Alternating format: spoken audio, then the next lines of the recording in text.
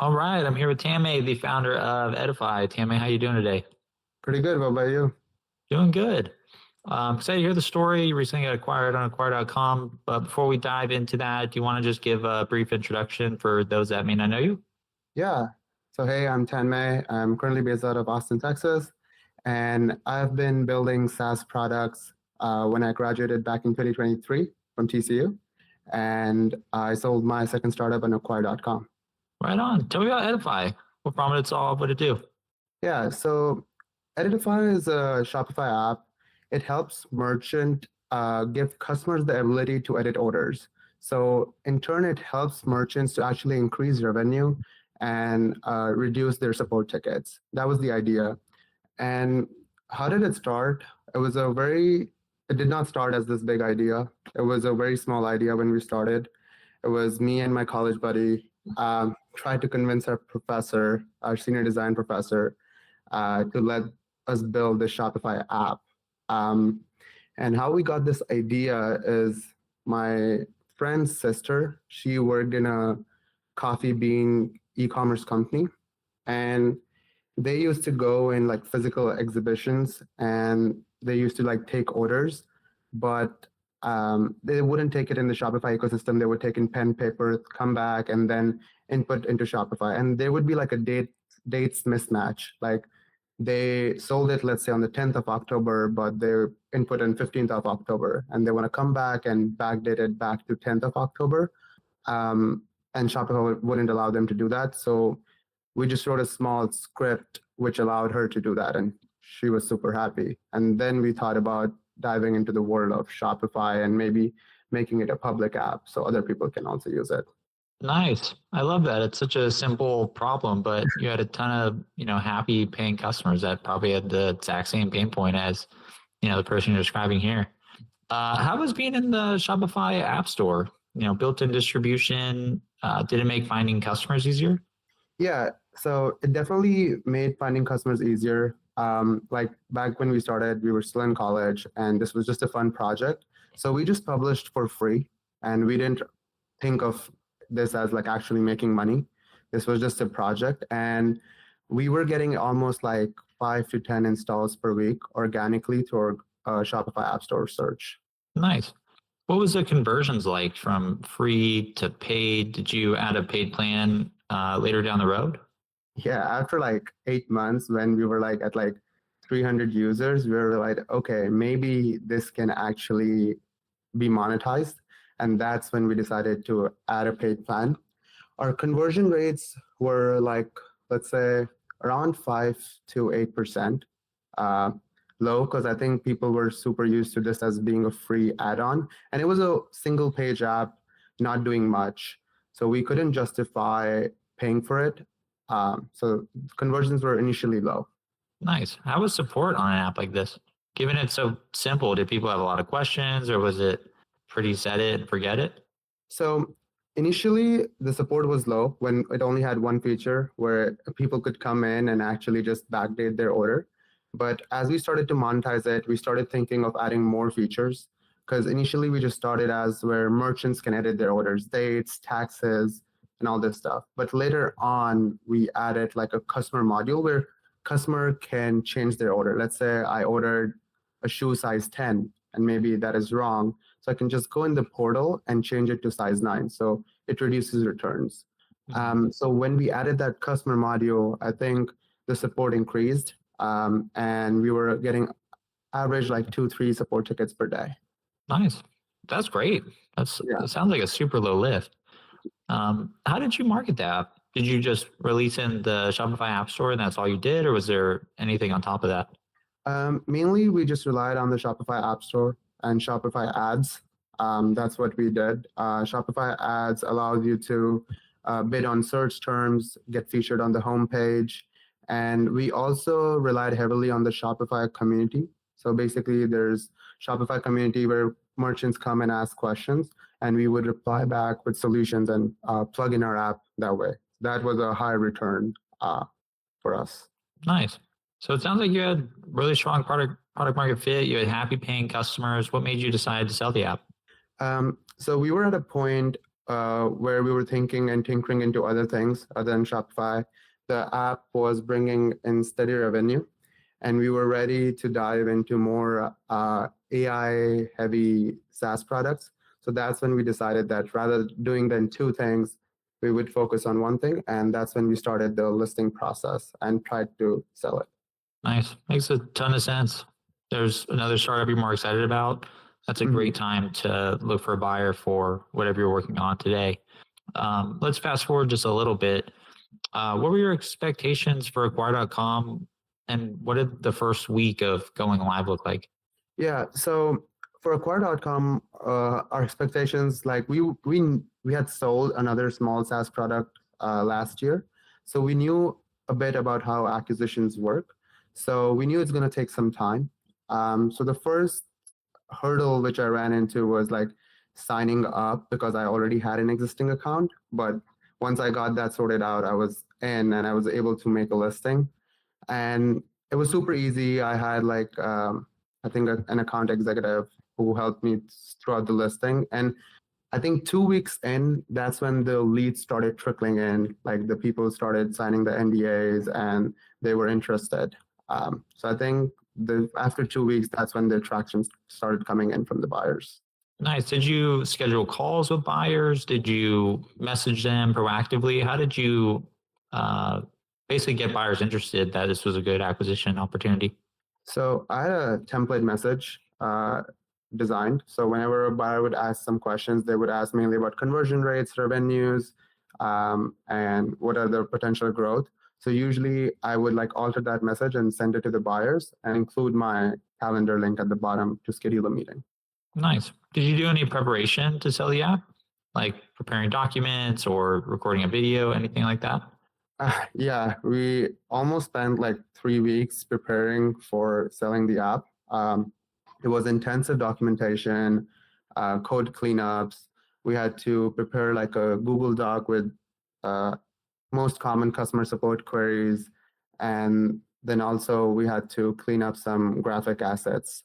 So it's like in a state where we can actually sell it and someone can take over. That's super smart. I'm sure that helped with buyers, I assume, just because the more preparation you put to where you're thinking, how can a buyer easily take over this app or this startup makes so much difference in my experience. Truly. And I think one key point we learned from this acquisition process is when you're building a startup, there's so many assets. Like you have domains, you have websites, you have different blogs, you have so many accounts which need to be transferred during the acquisition process. So we actually made an Excel, a big Excel of like 20, 30 rows, and check marked each one of those is getting transferred. So that helped a lot. Yeah, that's huge. Again, just helping buyers wrap their head around everything and putting everything in one central place, being able to say, this is where all the services are. Here's each one line by line, makes such a huge difference. Because as a buyer, again, it just helps you understand what's involved in running the app. So good job doing that.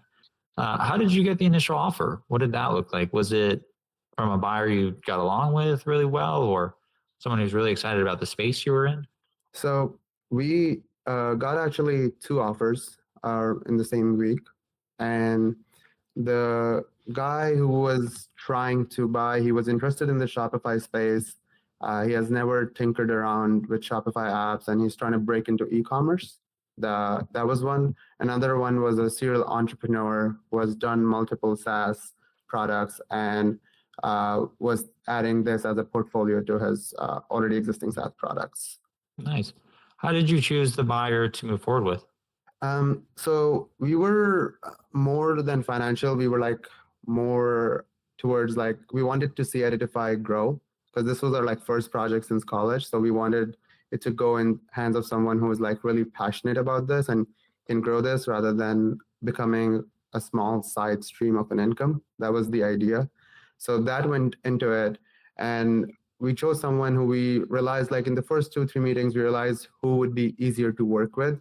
I think you kind of get that vibe. So that was our main decision framework. I think that can be huge. Just simply going with the buyer that's easier to work with. Because there can be, unforeseen headaches in acquisitions, and just working with someone that you feel comfortable with or it's easy to get along with, I think is a great, great move. But you signed the LOI, you move into due diligence. How long did that process take? How did it go? So due diligence was painful. It took about like almost 21 days for us because there was so much things and so much back and forth. And there isn't much visibility in the Shopify partners sense, like the metrics. So we had to do multiple things, integrate with ChartMogul, integrate with Mantle to show actual metrics to the buyer. Nice. Any advice on how to make that process go smoother or things that you ran into that were difficult? Yeah, few things we learned. One thing, whatever, like if you're building a startup and you're buying multiple services accounts like AWS, Railway, whatever, use one singular Gmail account, and that should have access to everything, from customer support to down to your AWS, because transfer becomes super easy. We were stuck in transfer cycle for almost 2 weeks because of some accounts needed to be transferred to another email. That is one. Two, have like good, great documentation from day one. Like it took us 3 weeks to also build up the documentation. If you can have documentation as you go, that make acquisition process easier. Three, have core metrics like how many users are using your app daily, how much time are they spending, and what are your basic like MRR metrics like churn and all this basic stuff. If it's that sorted, it becomes way easier. Completely agree, especially the accounts. We see that Yeah. all the time at Acquire where someone has an AWS account with 5 different startups in it. Creating a separate that's really good advice.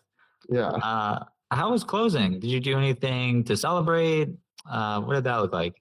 So after closing, like we used escrow for closing, and once actually we closed, actually after the transfer, the app actually kind of crashed for like 15 minutes because one of the transfer accounts failed and some key actually failed or something happened. So we were just stick to our computers and we were fixing that. So there's no downtime. But after all that was sorted, we actually went to a great Chinese place. We had our heart set for dinner. So that was our celebration. All right. Yeah. Love it. Did you promise any transition services with the buyer, or you're good to go at this point? Yeah, we did promise transition services. So we offered 1 month of support, and we did provide really good support. And we've come close to the buyer now, and he's trying to add some features in the product. So we are helping him do that as well. Right on. If you were talking to another founder that was looking to sell their startup, what's a couple pieces of advice you think you'd give? If someone is looking to sell their startup, are they starting to build their startup, or are they at a stage where they're ready to sell their startup? It could be either one. I think you gave a lot of great advice around, preparation, keeping everything separate, just any additional learnings you got through the acquisition process. I would say one thing would be to talk to founders who have sold before. That helped us a lot too, because we wanted to see how escrow would work, how the APA agreements work, how closing, and how these basic steps work. Like being in the excitement of acquisition, we tend to lose scope of these small things, which could matter a lot in the long run. So that would be one thing I would suggest people who are selling their startup for the first time, to maybe connect with people in the network who have sold something and have them look over the basic documents because they know this process. And the other thing is time is key in this process.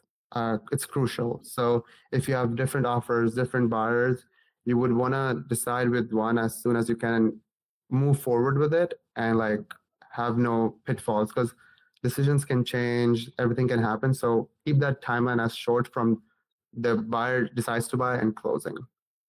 That's what I would suggest. That's great advice. They say time kills deals. So the faster you can move, I think just the better for both parties.